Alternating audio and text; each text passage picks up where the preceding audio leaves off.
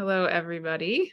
This is Martha Alter Hines with Verena Borell, and we are making this video today to talk together about our sense of the energies of the upcoming new moon in Aquarius and then the full moon in Leo.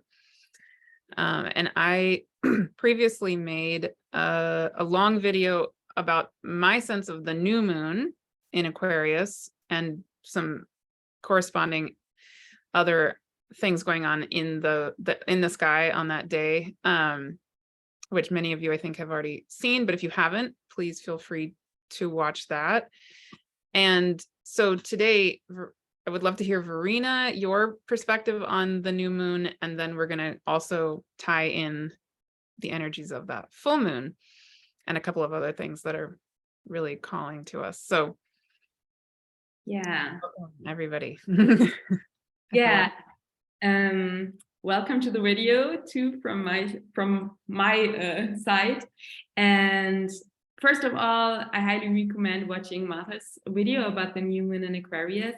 And when you are speaking German, I have already recorded a podcast episode for my podcast in German language, which is called Mercury Dreams, and is available on all podcast platforms about the new moon too. So if you're German speaking, you are invited to listen to this, I think, 1 hour episode about the new moon in Aquarius. But yes, my take on is very similar to your approach, Martha, and I think the new moon really sets the focus around the connection between our physical body and our higher consciousness, and the connection between, so we have one day after the new moon in Aquarius, the ruling planet of Aquarius, Uranus, stations direct. Then we have this connection that asteroid Eros is in conjunction to the galactic center. What is going on there too? And the whole new moon is on this 1 degree Aquarius, so this really potent degree. And we know that Pluto will enter Aquarius in March and will stay on 0 degree. So I have this feeling around this new moon that it's like an invitation, it's like an initiation, it's like a preparation for something new. And for me, it feels very much like during Capricorn season. So the new moon happens at the beginning of Aquarius season. So just, I think, 2 days after the sun enters Aquarius, or 1 day after the sun enters Aquarius. And during Capricorn season, for me, there was an overarching energy and theme around deconditioning. So becoming aware of conditionings, becoming aware of areas in our life where we still stick to outdated rules and maybe to societal standards that are not in alignment with our own truth. And for me, this whole topic around time is so alive. So finding your own pace, don't follow the rules of meritocracy and patriarchal standards, but really allowing yourself to come back to this more original and grounded earth yin energy of Capricorn, trusting your body, finding your own pace, trusting the rhythm of the earth, trusting your own heartbeat. And with this energy, we now come into Aquarius, and Aquarius is intellectual. It's an air sign. It's a young energy, but it's also connected with the divine intelligence of the cosmos. So, and I have this feeling that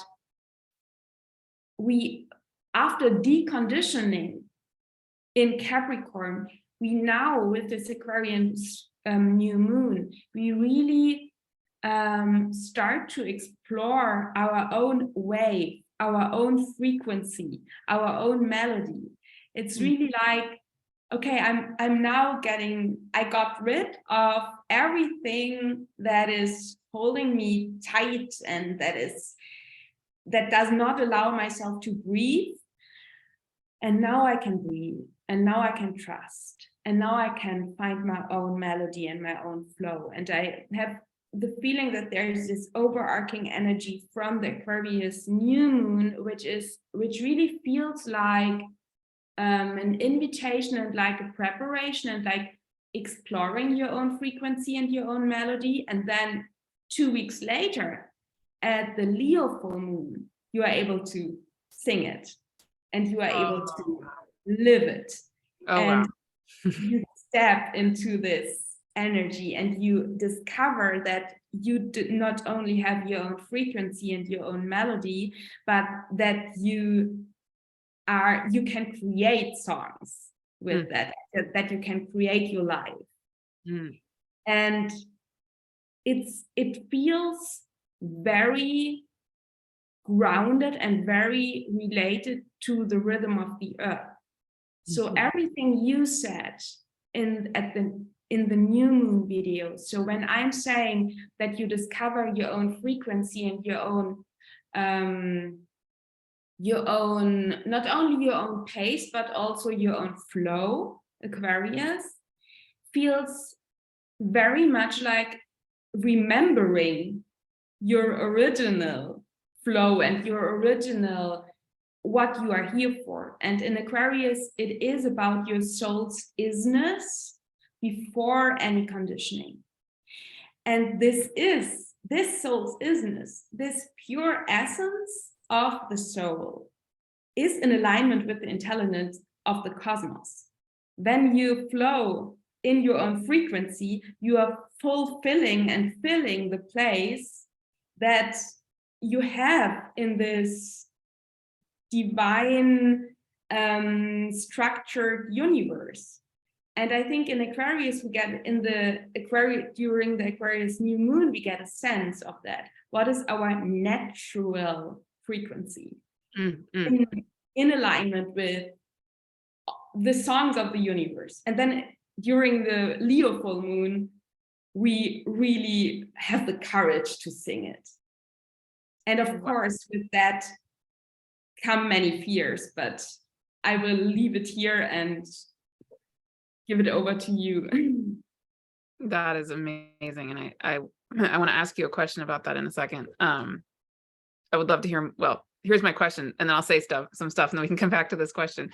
But I would love to hear a little more from you about your perspective on the Leo Aquarius polarity, because I think it's going to be so alive for us, right? As Pluto especially enters Aquarius, the Pluto polarity point will be in Leo. And anyway, and the Venus cycle will be in Leo. Yes, right, exactly. There you go.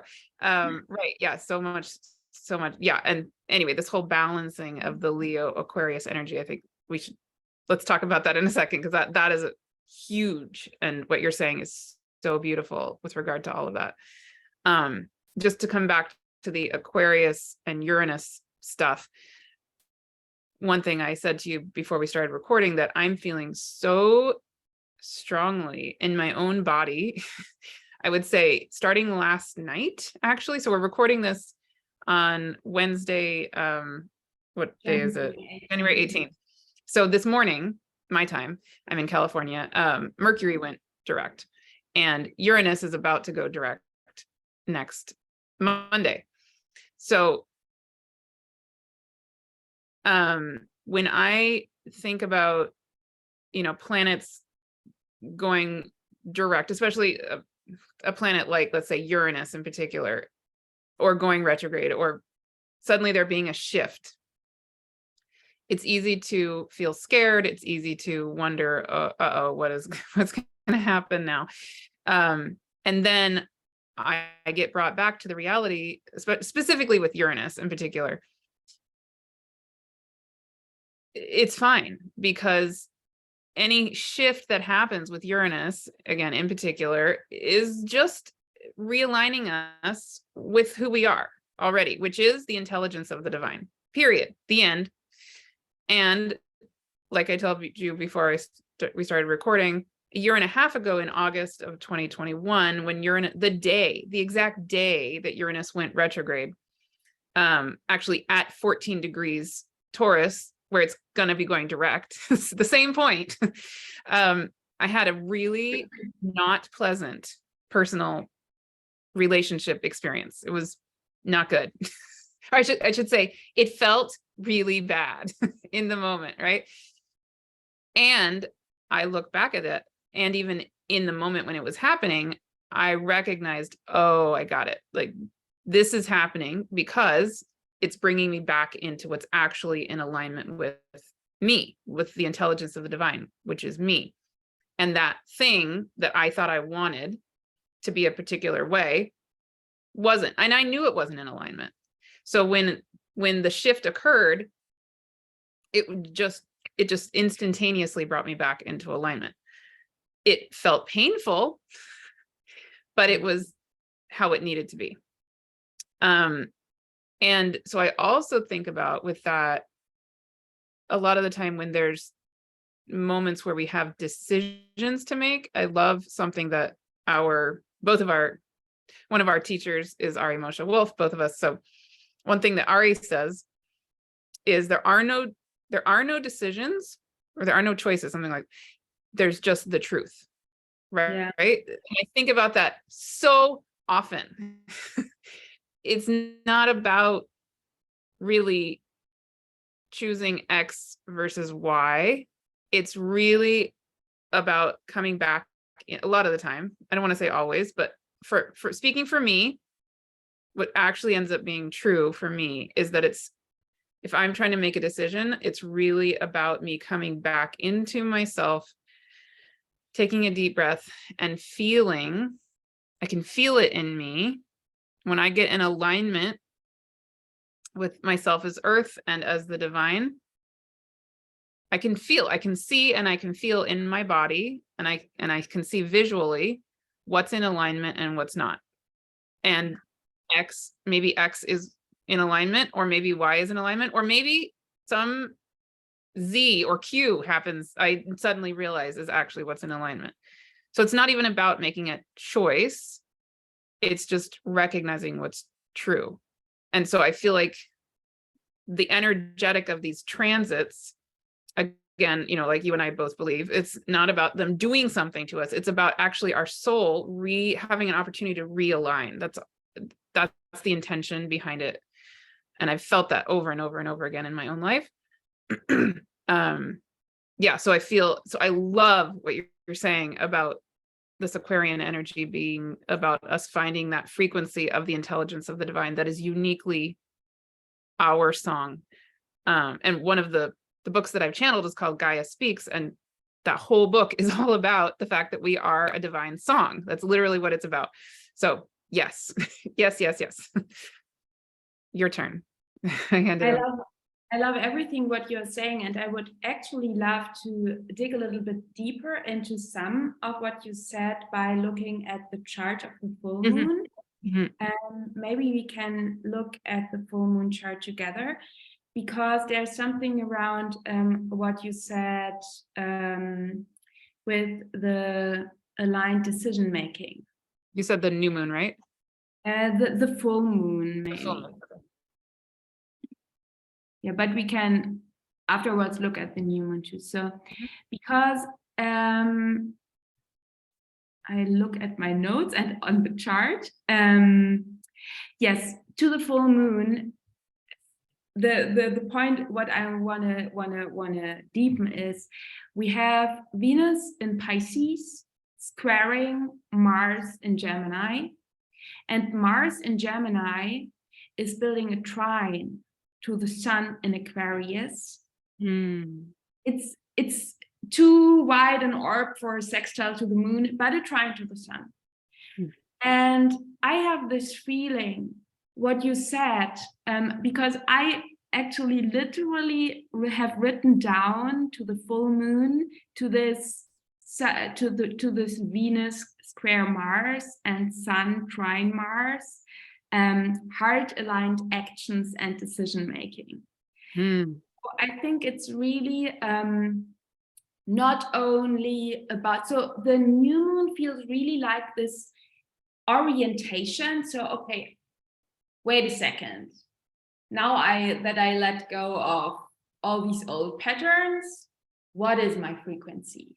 And I can just feel my own frequency, and I can just feel my own pace when I am feeling into my body. It's not something that I can mentally figure out. And I think Uranus, Aquarius ruler Uranus in Taurus, in Earth and Yin sign, is teaching us exactly that. You cannot figure it out when you're up in the clouds and just ahead, or just in your upper chakras.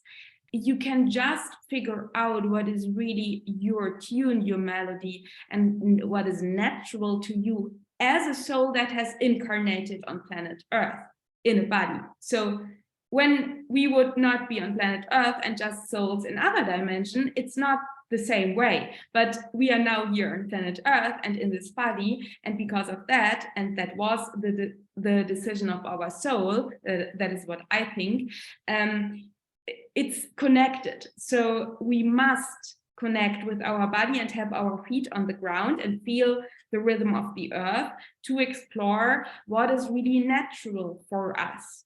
And during the Aquarius new moon, and that is something that we can really practically do, it's like an orientation, feeling into the different areas of our life. Are we in our natural flow? Does it feel natural to us? Is it in alignment, in tune with our soul frequency? So it's like an orientation. And then when the full moon is in Leo, with this Venus, Mars, Sun thing, it's really about this stepping not only in your own frequency and what I already said, exploring yourself of creators of your own life, singing your own melody with a courageous heart, and loudly into the world, but really exploring or discovering ourselves as creators of our life and the new earth. And I think that then this idea around heart-aligned decisions with Venus and Mars, the leading edge of our soul's evolution, and the lower octave of Pluto. And that becomes a new dimension, I think, and an Aquarian flavor. So our Leo heart becomes then an Aquarius flavor, because when we, and maybe we can talk about together about this Leo Aquarius axis, because I have this feeling when we have the courage, the courageous heart to really sing our own melody, then we contribute to the symphony of the earth, of the universe, of the whole. And then we are really taking our part, and really be in service for the collective. And that is Aquarius. And this tune that we have on that place that we have, that is in constant evolution as the collective. And when you listen to a symphony, there are different themes and topics, and they are flowing, they are in constant evolution, but it's every time in harmony. And I think there is something around this Aquarius Leo polarity that is really about when you are you, and when you are really seeing your specialness, then you are exactly this part that humankind, that the world, and that the universe, that the whole cosmos needs. Yeah. You know, what's coming to me about that is my teenager is my almost 16-year-old, which is insane. They're very into choir. So they're, you know, really, that's like their life right now is theater and choir. And they have a very powerful, a very powerful voice that can be very loud and that can like overpower other people, right?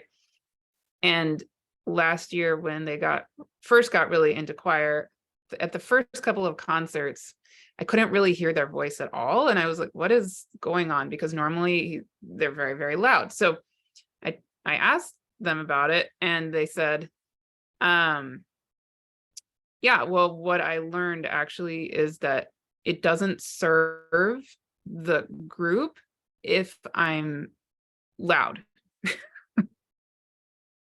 I said, wow, okay. I wish all adults knew that in themselves, especially people who have been identified and raised as boys, which my almost 16-year-old has been, right? So it's very, and white, highly intellectual, highly articulate, privileged people raised as males. It's very, very easy, but for any of us of any gender, it's very easy for us to think that the right way to be is the Leo who shines and is, front and center on stage, which can sometimes serve a purpose, but I'm getting, like, as I'm even hearing you, I'm getting it. Yeah, the balance between the Leo and the Aquarius is to have the courage to not be scared to be seen, to not be scared to fully shine and come out, but then also to learn how to blend into the symphony of the whole, all of existence, right? So that your song can flow with the song of everything. Not so you get lost. Like that's one thing I actually talked to my 16-year-old or almost 16-year-old about, is I said, okay, I love that you're feeling that. That's amazing. That's like a life lesson, actually. And I actually think you're also doing a disservice. Like, I think you've swung a little too far on the pendulum swing. I think if I could hear the richness of your voice a little more, it would actually serve the choir the best. Like, I think there's a happy medium there somewhere. And then so over the next several months, like, that's exactly where they're getting, is just to this point of, I can hear their voice and it doesn't overpower, and they know when to kind of modulate it, and go with the subtleties of what's needed. So yeah, that just to me sums it up. I love that, Martha, and it reminds me of something that is very important that I maybe should add to what you said and what I said, because when I say sing your song loudly with a courageous heart, I mean sing your song. So be you, and when it's natural for you to be very quiet, to be very in your zone, and to be very introvert, then this is exactly your loud song. So it's really not, I don't want to bring the image of the Leo archetype as always on stage, and I don't mean that. I really mean your specialness can be being a super calm introvert person, and then this is exactly your melody. And then maybe the deconditioning means to let go of the idea that you have to perform, and that you are very invited to be that introvert person and to serve in that way. So that is what I mean with Leo's song, or with Leo's specialness, or with, it's really about, and that is nothing that somebody outside can tell you. That is nothing that a teacher or a guide or even a mentor can tell you. That is just something that you can feel. And I think that when we have this often in Leo, and I really want to look at the shadow or the more wounded sides between Leo and Aquarius, because we have at this full moon Uranus and Taurus in a square to the moon and the sun. And on the full moon. So yeah, that we have Uranus.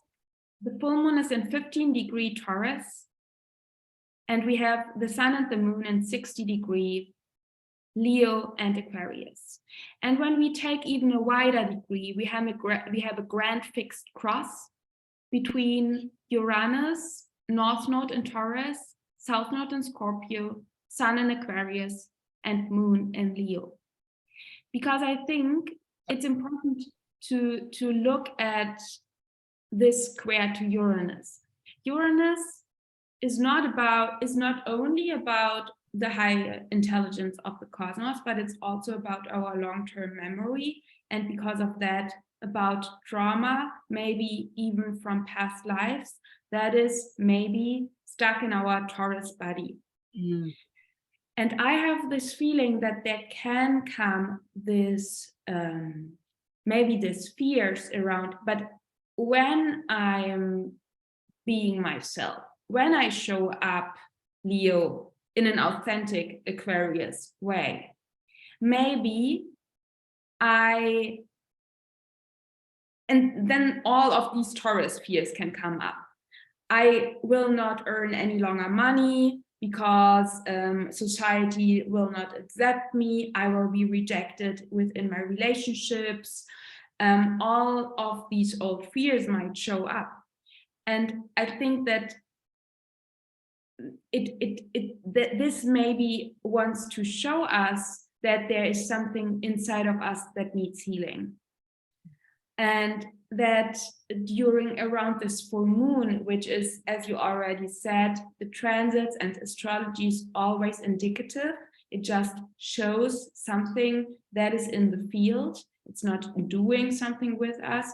So maybe it's a phase within our personal life and within the collective where it's really important to maybe step a little bit back from our upcoming fears. So this Aquarian objectivity. So the sun in Aquarius is the resolution node, or yeah, we don't talk about nodes there, but yeah, I have the feeling the sun in Aquarius can help us to step a little bit back from our fears, to look at them with compassion, and maybe to heal our heart, Leo, heal our body, Taurus, and find maybe new and creative ways to create and cultivate a new life that is in alignment with truth, with unity consciousness, with the earth, with our soul, with our body. That came up for me because not only because of Uranus squaring the nodes, but also because of this wider square to the south node in Scorpio, which is, I think, so much about deep repressed fears that we are in this healing and purging process since the whole last year. And I feel that around this Leo full moon, when we maybe have this urge to now do it, and now take the decisions, Mars is now direct. All planets are direct. So not the asteroid, but all planets are direct to this full moon in Leo. And there might be some fear showing up, and it might be important to look at that, don't repress it, and to really calm down our nervous system and bring some healing. And it might be the case that on a mental level, Aquarius, and even on a spiritual level, we have already resolved these fears and we understand them, but that they show up on a somatic level with the earth sign of Taurus. But yeah, I'm actually very curious what you think about that. Yeah, well, that starts to tie in a bunch of other stuff that I wanted to talk about today. And I also am wanting to say that, you know, as at this point, by the full moon, the nodes are within less than 10 degrees of squaring Pluto. So I feel the energetic of Pluto squaring the nodes already starting to come into the the field. Yeah. And the other thing that's like, not only is this full moon essentially squaring the node, it's a wide orb, like you said, but it's in the field of squaring the nodes. But also I see Black Moon Lilith is definitely squaring the nodes, and Black Moon Lilith is in Leo. So to me, that energy also mirrors what you're saying, that we maybe have had parts of ourselves that we have ostracized or pushed away, specifically with regard to this Leo energy. and our creative life force energy, what we're here to be and fully shine as that flower, the unique flower that we are, that's so needed on the planet. And so we kind of have this choice point, you know, like where we have this opportunity to reclaim the power of that and the need of that, and maybe to release some of the shadow or the shame we might have, or the fear, or whatever it is. And then I just also want to bring in the energetic that I'm feeling so strongly around Eros with all of this. So in that long video about the new moon, I talked about how Eros is playing into the transits of that moment. But the other thing that I noticed just yesterday, starting to look into Eros a little more, is that as Pluto is getting closer and closer and closer to entering Aquarius, just for a teeny bit, Eros also is heading toward being exactly conjunct Pluto at 0 degrees Aquarius when Pluto enters Aquarius. So that is unbelievably powerful to me. Hygeia will also be not that close of a conjunction, but near to Pluto and Eros when Pluto enters Aquarius. And yeah, there's this deep call I'm feeling with all this Leo energy, with Venus going retrograde in Leo, and with Eros playing so strongly into all of this, that there's this healing, there's this re-embodying of available for what it actually is to be the creation life force of source itself. To me, that's what Eros is. I mean, there's many other layers there, but yeah, it's part of us being in our bodies. That North Node in Taurus, Uranus in Taurus, is that we're also Eros. We're literally the quote unquote erotic energy of source. And that means sexuality, but it means so much beyond sexuality. And it mirrors to me the Leo energy too. Yeah. So yeah, I could go on and on and on and on, but please. Yeah, I really want to say something to Lilith and then to Eros. So because Lilith, and we have two different Liliths, and maybe at this point, I just want to say that Martha and I will hold a workshop series about the goddess asteroids and planetary bodies, and we will talk about that later, but we will also cover Lilith, and we will also a little bit discuss the differences between the different Liliths, because we have asteroid Lilith, as you see her here in 23-degree Virgo retrograde, and we have black moon Lilith, which you see here in 4-degree Leo. And this black moon Lilith, as you already said, Martha, is squaring the lunar nodes during the full moon in Leo and is direct. And during the new moon in Lilith, during the new moon in Aquarius, Lilith is in 1-degree Leo retrograde. And I have this feeling, and asteroid Lilith is in a trine during both full moon and new moon, in a trine to Pluto and Capricorn. And in a grand earth trine with Sedna in Taurus. And I want to talk about that later with you, but I try to focus on Lilith now, because you said so wonderful things about this energy. And I just want to add that when you don't know about the mythology of Lilith and her story, we will go into that in depth during our workshop series, but just the short version. So Lilith was the first wife of Adam in the paradise. So in this old Christian religious myth, and she did not want to lay under Adam when they had sex, and so Adam was very confused because she did not want to lay under him. And Adam went to God and said, God, Lilith is not doing what I want. And then there are two versions of the story. The first version is God said, okay, Lilith, then you have to leave paradise, the paradise garden. And the second version of the story, which I believe is very true, or is the original one, is that Lilith said, okay, my loves, I'm going. This is not my paradise when I must be inferior to my husband and I don't stick to the rules. So I leave paradise.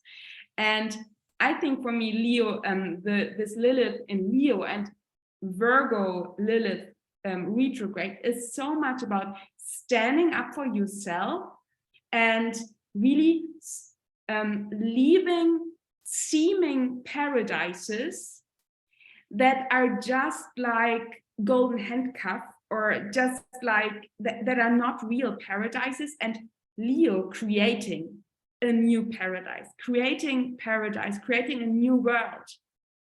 And I think that is so strong during this full moon in Leo, really this process of letting go of the old, finding your own frequency, finding your tribe as well.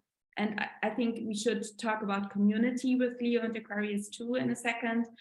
And really creating your paradise, a paradise that is in alignment with your truth and with the earth, and where there's no repression, no hierarchy, no inferior, superior, but really, this wonderful idea of a community. And here we are with Leo Aquarius, where everybody can be, can sing their song, and where we empower and strengthen each other in our authenticity, and where it is not about being all the same or doing the same things, which is more like an elitism, but really about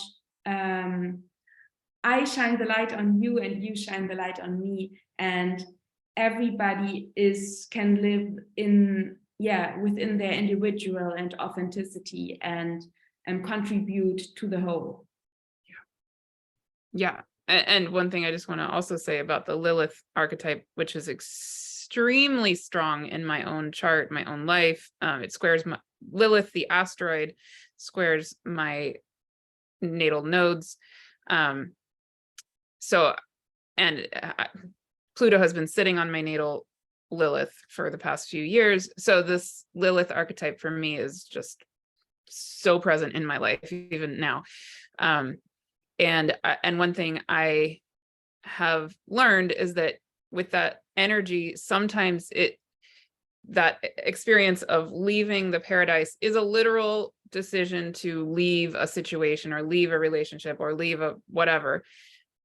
And that has its place. And sometimes it's also not so much about leaving or ending something on the external. It's really about going through a process of, like you were talking about, finding that alignment that is you, the power that is you, the being in the, for me, Lilith being in Virgo in particular is about finding the power of yourself in your own, the temple that is you. So really honoring your own sovereign divinity and finding the power of yourself as that being of the divine that's equal to anybody and everybody. And what I've also found is that sometimes the Lilith energy is really inviting us just simply, not necessarily to make changes on the outside, although again, sometimes that's needed. Sometimes it's really just about finding that alignment in you, in me, and then the things outside of you either align with that or don't. Yeah. And so in my own personal life, I've had experiences lately where I come into that place in me and some very powerful energies around me and relationships or whatever just suddenly start to switch and to change. And suddenly they are in alignment with me being in alignment. Whereas 5 minutes ago, when I was out of alignment with my own power, my own sovereignty, it wasn't working for me, right? Yeah. But so it's not necessarily about me ending that thing. It's actually about me taking responsibility for my own power, stepping in, reclaiming, coming, in a sense, finding my own paradise, but then even choosing to come back to the original paradise, just with me different, me changed, me saying, in a sense, to Adam, I'm a full-fledged goddess. There's no way I'm going to be subservient to you. It's never going to happen. It's like, maybe in certain moments I will choose that. But if I choose that, it's me doing that with the complete power of all of existence, choosing to submit to the power of, you are the power of existence and I am the power of existence. And I might want to and choose to open to you in that way, but that's my decision as the power of existence. Because sometimes I maybe want to be open and vulnerable, but not because I'm being told to, right? Yeah. So yeah, anyway, I just wanted to throw that in there.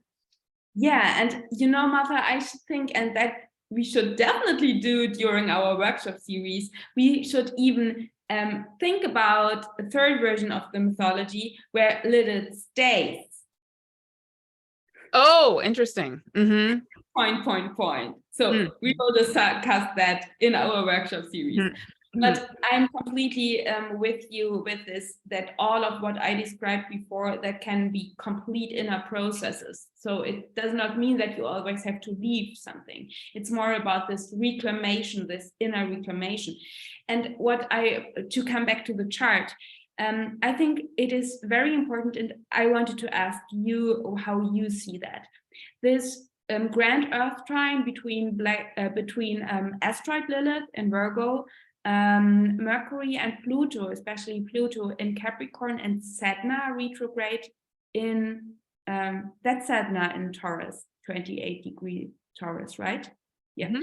And because what I'm feeling here is that with all of what we said together beforehand, this finding your frequencies, singing your song, stepping more and more into creating your life, and with that a new world. And I feel that this whole Aquarius season is such a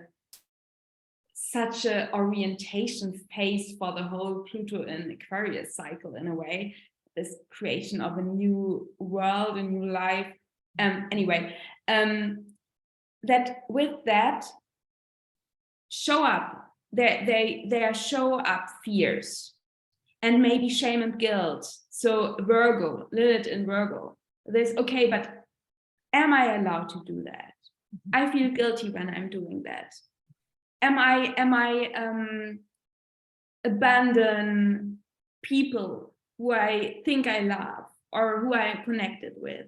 So will I survive even these things around? So in my life, actually, I really much feel there's Capricornian lessons around time, and allow myself to not push so hard as meritocracy told us, but really allow myself more flow and ease. And with that comes the fear. Can I earn enough money? Will I survive in this society that we still live in? So, and I feel there is something around shame, guilt, fear that might show up. And what I not really have not yet really felt into is the connection with Sedna here. And I would actually love if you have any feelings around that. Yeah, and Sedna is one of the last goddesses that we're going to do this year in our series. And I also haven't fully dropped into my sense of her. But one of the things that comes up for me with Sedna that's very powerful and very beautiful is the sense of her betrayal by her father, smashing her fingers. That's a whole story. we don't really have time for it today, but her father betrays her and essentially tries to kill her in order to save himself. And in that betrayal, Sedna then falls down into the ocean, and her fingers turn into ocean beings. So her betrayal by her father becomes this transformative experience where she then, I guess you could say, finds this new way of being as a magical creature of the ocean. And so it is similar to the Lilith energy in the sense that it's like this masculine, this toxic masculine who's betraying her or not honoring her. And then she goes and she finds herself in an underworld in the ocean and realizes that she's this beauty of existence, right? In a way that she would never have known if that betrayal hadn't happened. Okay, the betrayal should never have happened to begin with. I don't want to like give it permission, but right. Go ahead. Yeah. Yeah, I love that because it feels so, everything that you just said completely is in alignment with what I felt, because for me, it's like alchemize your fear. Sometimes when old fears are showing up, it helps us create new things. So I think it's really about, so these fingers that are becoming new creatures. So it's really about, yes, having fear. Maybe there has been things that were not okay. And yes, we live in the world whereas so many things are not okay. Pluto in Capricorn. But maybe we can even alchemize our fear, and Leo create completely new ways of even looking at our own fears, find new creative ways of for things that are not working any longer, that are outdated. So really creating something new, very healing out of these cut off parts of ourselves and of the world and of the earth and of the whole system. And I mean, Sedna is ruled by Venus in Pisces, which comes closer to her conjunction with Neptune. And I think, and Lilith, the asteroid, is opposite Neptune. Thank you. Yes. So there is this connection between, finding new creative ways to live. That can mean in your very personal life, but on a collective level too, finding new creative ways to restructure our life so that it is more in alignment with truth, with the all that is in harmony. And and there's a letting, and there's a letting go into the divine. Yeah. I mean, Venus is even, coming into a conjunction with Neptune. It will conjunct Neptune. So it's in this balsamic relationship on this new moon to Neptune. So it's letting go into the arms of the divine, in a sense. Yeah. I love that. Cool. Anything else? That's feeling complete to me, but for me too. Nice. So yeah, let's talk briefly about our goddess series and other things we have coming up. So like you said, we're going to be doing this goddess series that's starting on next Tuesday, January 24th. And we're going to be focusing on one goddess per month. We're starting with Persephone, and then we're going to Ceres, and then Hecate, and then Hygeia. Those are the first four we're doing. And then we'll be doing a whole bunch of these other ones throughout the year, including Sedna, including Lilith, including Eros, Pandora, Estrella, which I did a talk on a couple of weeks ago, on and on and on. 12 altogether. And we're going to be starting, with each goddess near the new moon. We're having a workshop where we drop into that goddess. We learn about the mythology, the history, the sort of the left brain stuff. And then, but then mostly we also go into a channeled guided experience of remembering what it is that we are, that goddess. So re-becoming Persephone, or re-becoming Ceres, or re-becoming Sedna as us, because we each are all of them. And then feeling what healing, transformation, wisdom is then coming through each of us as each of those goddesses. And then then we take a 2-week break, but we have an online forum where you can be sharing during that whole time. And then near the full moon of each month, then we have a sharing circle where we each in community get to share what's been alive for you around that particular goddess, like Persephone that we're starting with, what's been coming up, how has it been changing your life or not changing your life, what wisdom is coming through you, what images, what maybe you've been painting, maybe you've been writing poetry, maybe you've been doing nothing, maybe it's just silence for you that month, whatever it is, because we feel really strongly, Verena and I both, that these goddesses are needing to come alive through each of us. And so this goddess series is an opportunity, as a container for that to happen. Do you want to say anything else about it?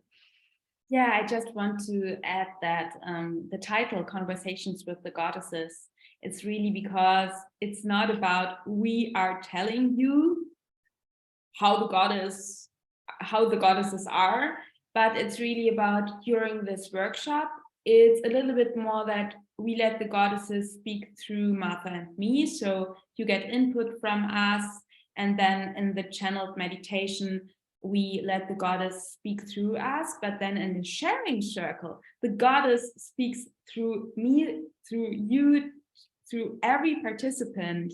And because Martha and I are really interested, or we think and we feel and we have experienced that all of these archetypes, not only the goddess archetypes, but all archetypes, are as individual as everybody of us. So I'm really excited to explore these goddess archetypes together with everybody who is part of this journey, and to share experiences. And so we learn from each other, and we connect with this deep, deep goddess wisdom that everybody has. And it's more about helping you gain access again to this deep wisdom of the goddesses. Yes, definitely. And and it'll be, an intimate community feeling, very safe and nurturing. And that's a big part of our intention, is for it to feel like a really transformative opportunity for you, for your own journey, your own healing, and for you to help birth whatever this is that's needing to come through. So many of us have these goddesses speaking to us and speaking through us. And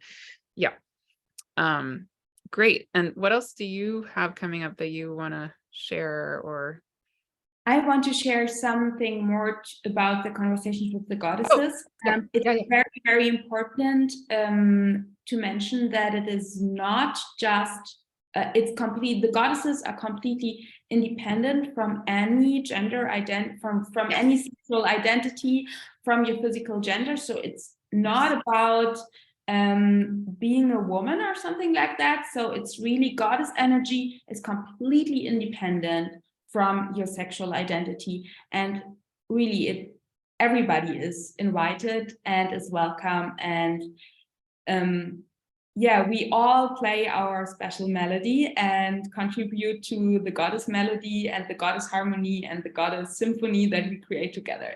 So it's really about that it should not be come across like it's something just for people who identify as women.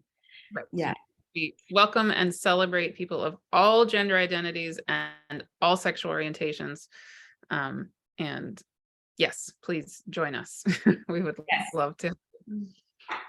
And what's going on from me? Additionally, I have for my if you speak German, I have a video course, a self-study course, which is called Astro Basics, which is really for you when you are fresh to astrology and when you want to learn the basic knowledge in astrology.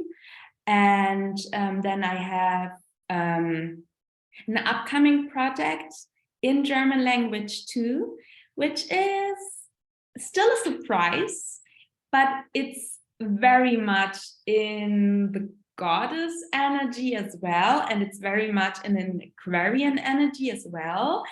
So I'm super excited about that actually.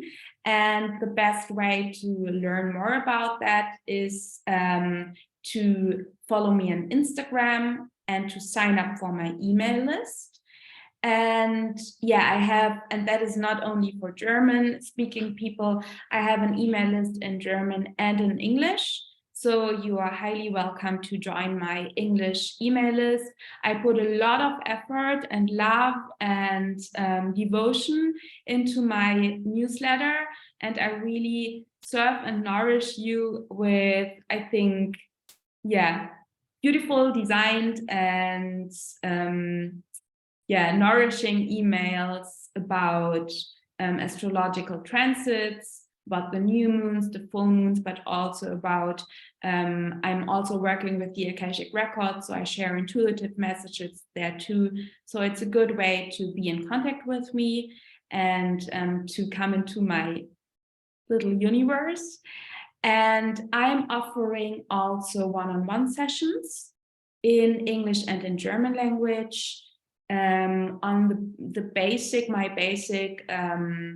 my ground is evolutionary astrology, but it's very intuitive too, so I add a little bit Akashic Records into that too. So you are welcome to book your one-on-one evolutionary astrology / intuition session with me. Yeah, I think that's everything from my side. Great. Yeah, and I also have an upcoming free talk on Eros that I'll be doing with EA Zoom on February 2nd, Thursday at 1 p.m. Pacific time, which is 4 p.m. Eastern time and very late for Europe. And then, so that's gonna be on February 2nd. And then following that on February 14th, which for anybody who's familiar with Valentine's Day, I'm going to be doing a workshop, a channeled workshop on Eros. So the free talk, I'll be talking about the basics of the archetype and the astrology of the asteroid Eros. And then in the workshop, I will do a little more of that, but it'll really also be about coming into our own, it'll be guided and channeled experience of feeling in our body and in our being what is Eros, what is that energetic, which again, essentially for me is the reality that we are beings of source. So, and that workshop is really about setting an intention that we can come back into a healed, the essence of what the Eros energy is, and maybe release some of the energies of trauma around sexuality. So it's not going to really be so much focused on sexuality, but it will be more about re-embodying the healing version of ourselves as beings of the energy of source. So I would love to have you there, February 14th, 10 a.m. Pacific, if you're interested in that. And I also do some one-on-one sessions. I have a little bit of availability for that, and lots and lots of other things, including my membership. So yeah, that's it for me at this exact minute. There's another thing that just came up that I forgot to mention, but I was a little bit afraid to mention. I really feel called to do an talk on EA Zoom meetings, a free talk on EA Zoom meetings about the asteroid Lucifer. Yes. Because I feel so different with Lucifer, as everybody says, but I'm not yet sure when this will happen, but I think it will happen maybe around March. and because at the moment I'm finding my personal flow. But yes, there's something around, there's something coming up on EA Zoom meeting around Lucifer. And as always, stay connected with me via my newsletter list, and then you will learn more about that. Yes. Yes. Oh, and one last thing, I will say more about this another time, but February 28th, I'm also going to be doing a workshop on the trauma-informed basics for astrologers. So my background largely was as a clinical social worker and psychotherapist, and I specialized in trauma treatment and prevention. So this is not a therapy workshop, but it's really giving tools for people who are astrologers or healers who haven't had that background as a therapist, but want to be able to address trauma in a safe way. Because I see that in the astrology world and in the healing world a lot, that people don't feel equipped, and actually it's very easy to address trauma in a way that's not safe. So I want to give people just the very, very basic do's and don'ts, so that's what that workshop is going to be on February 28th. And I'll say more about that in the future, but that already is up on Eventbrite and available. Yeah. Cool. All right. Thank you so much, Verena. Thank you to everybody listening. Thank you, Martha. Thanks, everybody listening. Thank you, EA Zoom, for letting us share these videos. And Martha and I would love to hear what you are feeling, what maybe comes up for you when you were watching this video. So please feel free to comment below the video, and to get in touch with Martha and me via email. You find our email address also below the video. So yeah, we would be happy to hear from you. Yes. Thank you. See you all very soon.